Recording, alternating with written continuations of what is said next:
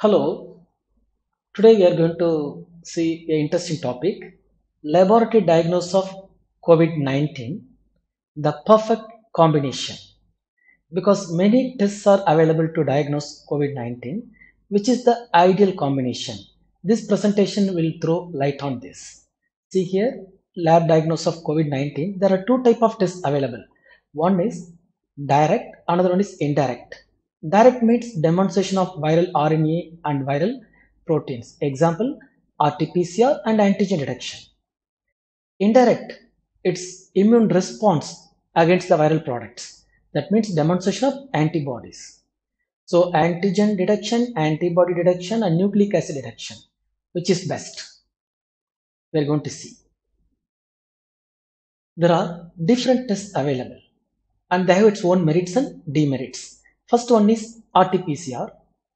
Yes, among the available tests to diagnose COVID-19, this test is having highest sensitivity and specificity, almost gold standard. And the demerit, it is very costly and laborious, time consuming. Next is antigen detection. It is cost effective, but and it's highly specific. If it is positive, it is positive. And the demerit is low sensitivity. If it is negative, we cannot say it is 100% negative. Next is antibody detection. The merits, it is very cheap, field oriented, and we can do it for mass examination. But the minus point, it is not for early diagnosis because the antibody will appear after 7 days. So at the stage of recovery only we can diagnose, but we can use it for zero surveillance. That's the advantage. So these are the different tests and with different merits and demerits. So in summarize, RT-PCR is the referral technique, gold standard.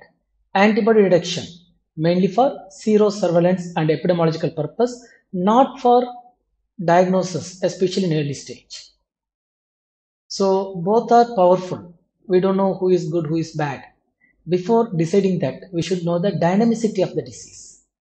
See here, this graph will give an idea to you. Based on the clinical, 0 to 5 days, asymptomatic. The symptoms appears after 5 days. So 5 to 14 days is symptomatic period. 14 to 21 decline. 21 to 28 convalescent. So easy to remember. 1, 2, 3, 4. First week usually asymptomatic. Second week symptomatic, that's crucial. Third week decline, and fourth week almost recovery, convalescent. So now we see the dynamicity. See, there are three graphs are there. See the blue color, that is viral RNA or antigen. Yes, it starts before appearance of the symptom. 2 to 3 days before appearance of the symptom, it appears and disappears after 28 days, 4 weeks. So RT-PCR will detect the person before appearance of the symptom. That's important. Asymptomatic people, easily you can catch with RT-PCR. Next is green color IgM, starts on 7th day and it disappears on 21st. And red color IgG starts on 14th day and it persists for many months. See here, IgM detectable 7th day and disappears 21st day, peak 7 to 10 days. Until the 7 days, if you do the antibody test, it will be negative. So that period is called window period. In the window period, we totally depend on RT-PCR because all antibody tests will be negative. And IgG appears on 14th and disappears, it take few months. And day 28, there will be total disappearance of, usually total disappearance of viral antigens or RNA, and there will be peak of IgG. So that indicates good sign. He is on recovery. He is on recovery. If there is no viral RNA and only IgG, almost it's a total recovery. So this is the dynamicity of the test. Just I am summarizing. Yes, before summarizing, see the pink square, that is very crucial because in this area, IgM positive, IgG positive, viral RNA positive, everything will be present. So difficult to interpret. So I'll teach you how to interpret. Before that, just recollect the points. Day 0, the person infected. Up to 5 days, there is no onset of symptoms. After 5 days, the symptoms will appear. Day 7, IgM will appear. Day 14, IgG will appear. Day 21, IgM disappear. Day 28, viral RNA will disappear. And day up to day 7 is window period. He will be positive by RT-PCR. And day 14 to 21 decline. And 21 to 28, it is convalescent, good recovery. So if you know this, easily you can answer the questions. What questions? In future, we are going to get both antigen detection, antibody detection, PCR, everything will be there. That's called COVID panel. In the COVID panel, if we got the report, how to interpret? See here, possible combinations. RT-PCR, IgM, IgG. First, RT-PCR negative, IgM negative, IgG negative. So this is very easy. We can say the patient is not at all exposed and he is negative, but he is under risk. Anytime he may get the exposure and he may get the disease. So the patient under risk. Next is RT-PCR positive, IgM negative, IgG negative. That means it should be within 7 days, preclinical, within 7 days.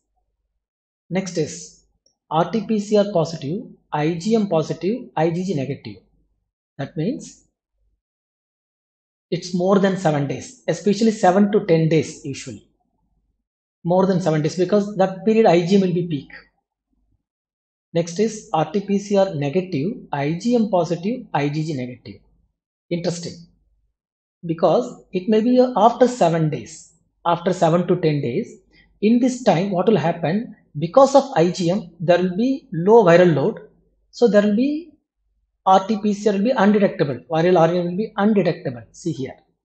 Acute phase more than 7 to 10 days because of low viral load. Better repeat RT-PCR. Next is RT-PCR negative, IgM positive and IgG positive. That means it is active phase more than 14 days. Because of appearance of the two antibodies, there will be disappearance of or lowering of the viral load. It's a good indicator because of presence of IgG, good prognosis. Next is RT-PCR positive, IgM positive, IgG positive. Yes, the pink square came here. What is it? It is active phase of infection, possible good prognosis because of IgG. In this phase, what happens? IgG start increasing, IgM start decreasing, and viral load also decreasing. I already told viral load will be persist up to minimum 28 days. So there will be lowering of viral load, but it will be present. And there will be increasing trend of IgG and decreasing trend of IgM, but all three will be positive. So in this time, we can go for the titer or some other thing. We can get very good picture. Next is RT-PCR positive, IgM negative, IgG positive. That means he crossed more than 14 days. Because up to 14 days IgM present. So he crossed 14 days. After 14 days, what will happen? There will be presence of RNA and presence of IgG. It's a sign of little good prognosis. Next is RT-PCR negative, IgM negative, IgG positive. It indicates, yes, convalescent over, he is healed, past infection or immunized. So this is the possible combinations. So do not try to remember all those things. I'll give very simple 3 points. RT-PCR, IgG. This is important. RT-PCR positive, IgG negative, infected patient.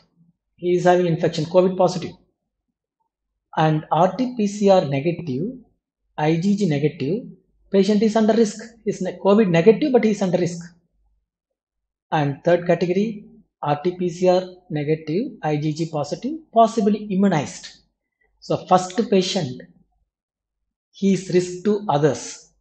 Second patient, he is risk to him. He is under risk. Third, he is immunized. So if you remember this, sufficient. Next is, I will go to the take-home message. Many tests are available for the diagnosis of COVID-19. Each test has its own merits and demerits we have seen.